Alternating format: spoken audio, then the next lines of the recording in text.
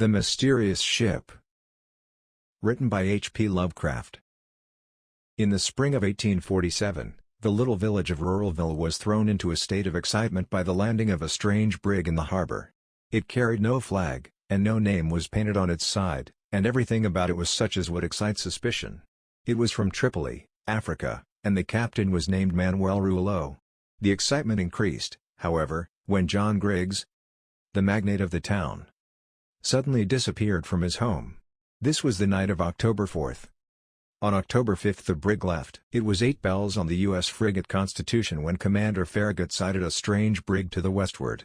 It carried no flag, and no name was painted on its side, and everything about it was such as would excite suspicion. On hailing, it put up the pirate's flag. Farragut ordered a gun fired, and no sooner did he fire, than the pirate ship gave them a broadside.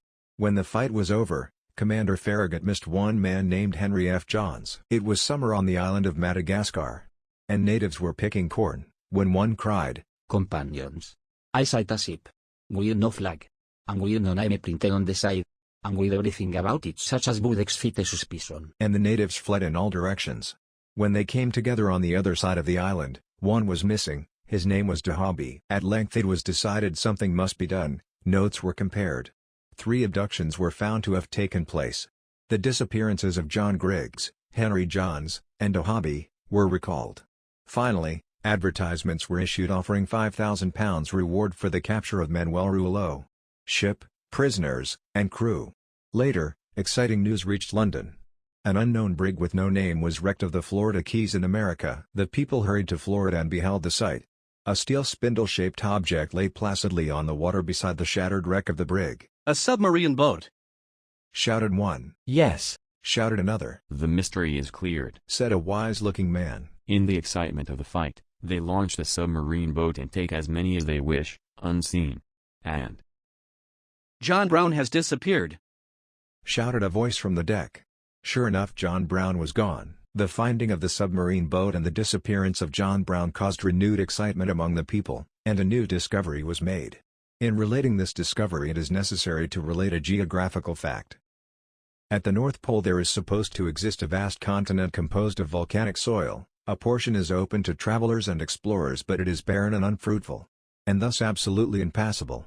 It is called No Man's Land. In the extreme southern part of No Man's Land there was found a wharf and a hut, and every sign of former human habitation. A rusty doorplate was nailed to the hut inscribed in Old English, M. Rouleau. This, then, was the home of Manuel Rouleau. The house brought to light a notebook belonging to John Griggs, and the log of the Constitution taken from Henry Johns, and the Madagascar Reaper belonging to Dahabi. When about to leave, they observed a spring on the side of the small hut. They pressed it. A hole appeared in the side of the hut which they promptly entered. They were in a subterranean cavern. The beach ran down to the edge of a black, murky sea. On the sea lay a dark oblong object. It was, in fact, another submarine boat, which they entered. There, bound to the cabin floor, lay Griggs, Johns, and Dahabi, all alive and well.